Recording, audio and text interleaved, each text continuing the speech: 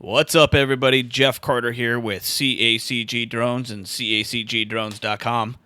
Welcome to Day 16 of 31 Days of Psalms and Proverbs. Give yourself a big round of applause. You are over halfway through both of these books, and that is a phenomenal, fantastic milestone to hit. So congratulations to you. Thank you for following. Thank you for subscribing. We really appreciate it. Let's go ahead and jump right in with Day 16. And Psalm chapter 76. God is honored in Judah. His name is great in Israel. Jerusalem is where he lives. Mount Zion is his home. There he has broken the fiery arrows of the enemy, the shields and swords and weapons of war. You are glorious and more majestic than the everlasting mountains. Our boldest enemies have been plundered. They lie before us in the sleep of death. No warrior could lift a hand against us. At the blast of your breath, O God of Jacob, their horses and chariots lay still. No wonder you are greatly feared. Who can stand up before you when your anger explodes? From heaven you sentenced your enemies. The earth trembled and stood silent before you. You stand up to judge those who do evil, O God, and to rescue the oppressed of the earth. Human defiance only enhances your glory, for you use it as a weapon. Make vows to the Lord your God and keep them. Let everyone bring tribute to the Awesome One, for he breaks the pride of princes, and the kings of the earth fear him. Psalm chapter 77. I cry out to God. Yes, I shout. Oh, that God would listen to me. When I was in deep trouble, I searched for the Lord. All night long I prayed with hands lifted toward heaven, but my soul was not comforted. I think of God, and I moan, overwhelmed with longing for his help. You don't let me sleep. I am too distressed even to pray. I think of the good old days long since ended, when my nights were filled with joyful songs. I search my soul and ponder the difference now. Has the Lord rejected me forever? Will he never again be kind to me? Is his unfailing love gone forever?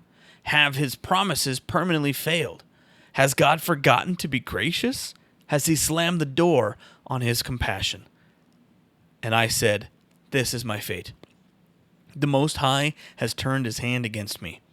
But then I recall all you have done, O Lord. I remember your wonderful deeds of long ago. They are constantly in my thoughts. I cannot stop thinking about your mighty works. O God, your ways are holy. Is there any God as mighty as you? You are the God of great wonders. You demonstrate your awesome power among the nations. By your strong arm, you redeemed your people, the descendants of Jacob and Joseph. When the Red Sea saw you, O God, its waters looked and trembled. The sea quaked to its very depths. The clouds poured down rain. The thunder rumbled in the sky. Your arrows of lightning flashed. Your thunder roared from the whirlwind. The lightning lit up the world. The earth trembled and shook. Your road led through the sea, your pathway through the mighty waters, a pathway no one knew was there. You led your people along that road like a flock of sheep, with Moses and Aaron as their shepherds. Psalm 78. O my people, listen to my instructions. Open your ears to what I am saying, for I will speak to you in a parable. I will teach you hidden lessons from our past, stories we have heard and known, stories our ancestors handed down to us. We will not hide these truths from our children. We will tell the next generation about the glorious deeds of the Lord, about his power and his mighty wonders. For he issued his laws to Jacob. He gave his instructions to Israel. He commanded our ancestors to teach them to their children, so the next generation might know them, even the children not yet born, and they, in turn, will teach their own children. So each generation should set its hope anew on God, not forgetting his glorious miracles and obeying his commands. Then they will not be like their ancestors, stubborn, rebellious, and unfaithful, refusing to give their hearts to God. The warriors of Ephraim, though armed with bows, turned their backs and fled on the day of battle. They did not keep God's covenant and refused to live by his instructions. They forgot what he had done, the great wonders he had shown them, the miracles he did for their ancestors on the plain of Zoan in the land of Egypt. For he divided the sea and led them through, making the water stand up like walls. In the daytime he led them by a cloud, and all night by a pillar of fire. He split open the rocks in the wilderness to give them water as from a gushing spring. He made streams pour from the rock, making the waters flow down like a river. Yet they kept on sinning against him, rebelling against the Most High in the desert. They stubbornly tested God in their hearts, demanding the foods they craved. They even spoke against God himself, saying, God can't give us food in the wilderness. Yes, he can strike the rock so water gushes out, but he can't give his people bread and meat.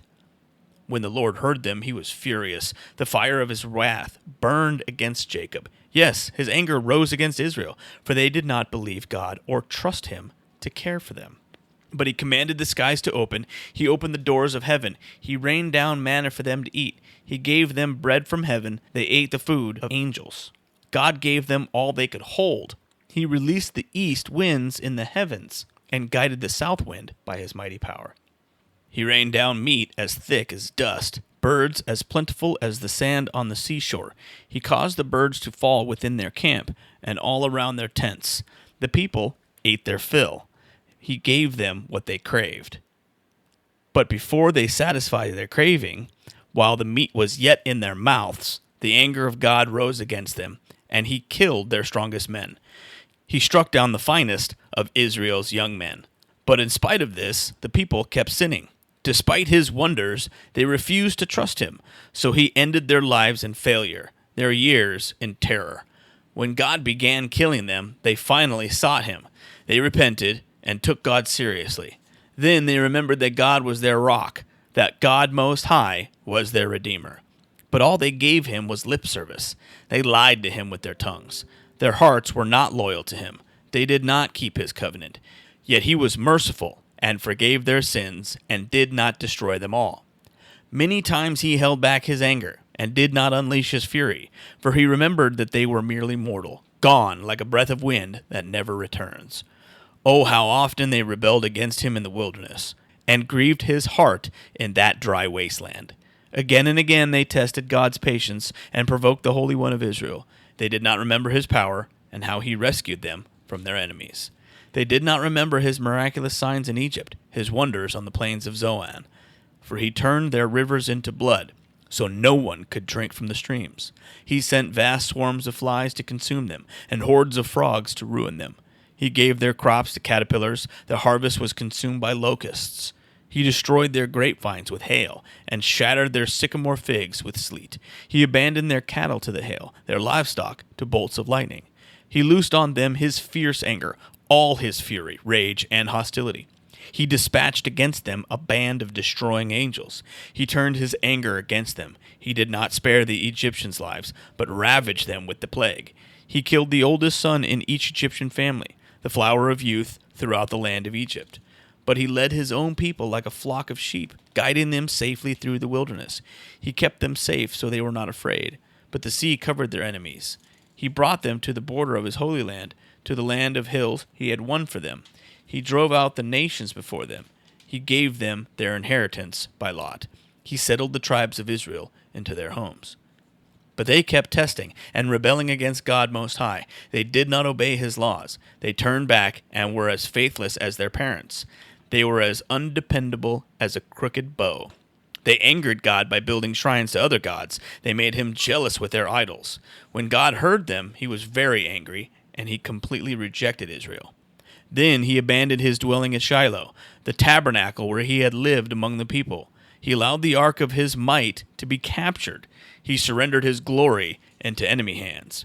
He gave his people over to be butchered by the sword because he was so angry with his own people, his special possession. Their young men were killed by fire. Their young women died before singing their wedding songs. Their priests were slaughtered, and their widows could not mourn their deaths. Then the Lord rose up as though waking from sleep, like a warrior aroused from a drunken stupor. He routed his enemies and sent them to eternal shame, but he rejected Joseph's descendants. He did not choose the tribe of Ephraim. He chose instead the tribe of Judah. and Mount Zion, which he loved. There he built his sanctuary as high as the heavens, as solid and enduring as the earth. He chose his servant David, calling him from the sheep pens.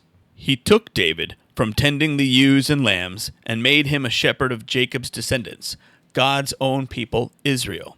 He cared for them with a true heart, and led them with skillful hands. Psalm 79. O God, pagan nations have conquered your land, your special possession. They have defiled your holy temple, and made Jerusalem a heap of ruins. They have left the bodies of your servants as food for the birds of heaven. The flesh of your godly ones has become food for the wild animals. Blood has flowed like water all around Jerusalem. No one is left to bury the dead. We are mocked by our neighbors, an object of scorn and derision to those around us. O Lord, how long will you be angry with us? Forever? How long will your jealousy burn like fire?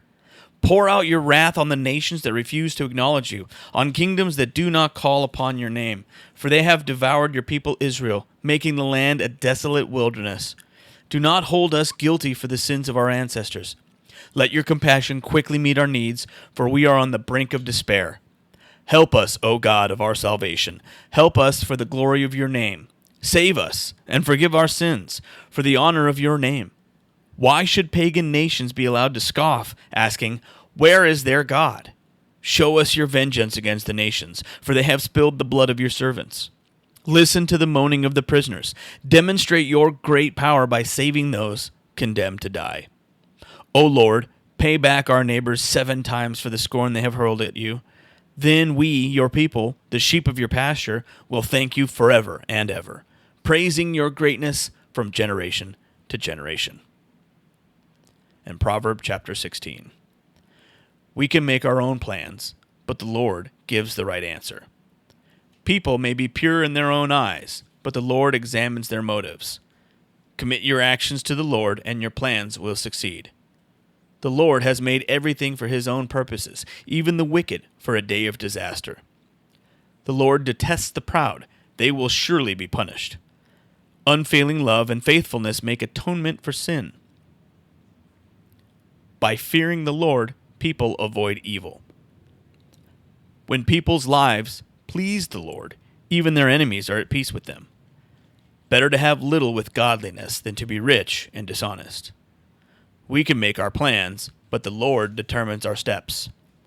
The king speaks with divine wisdom. He must never judge unfairly.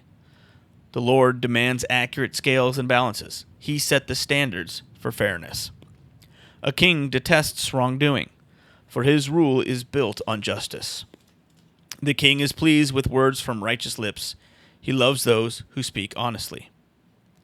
The anger of the king is a deadly threat. The wise will try to appease it. When the king smiles, there is life. His favor refreshes like a spring rain.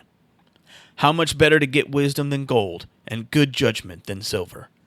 The path of the virtuous leads away from evil. Whoever follows that path is safe. Pride goes before destruction, and haughtiness before a fall. Better to live humbly with the poor than to share plunder with the proud. Those who listen to instructions will prosper. Those who trust the Lord will be joyful.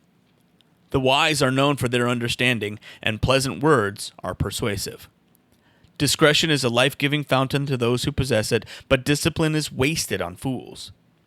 From a wise mind comes wise speech. The words of the wise are persuasive. Kind words are like honey, sweet to the soul and healthy for the body. There is a path before each person that seems right, but it ends in death. It is good for workers to have an appetite. An empty stomach drives them on. Scoundrels create trouble. Their words are a destructive blaze. A troublemaker plants seeds of strife. Gossip separates the best of friends. Violent people mislead their companions, leading them down a harmful path. With narrowed eyes, people plot evil. With a smirk, they plan their mischief. Gray hair is a crown of glory. It is gained by living a godly life. Better to be patient than powerful.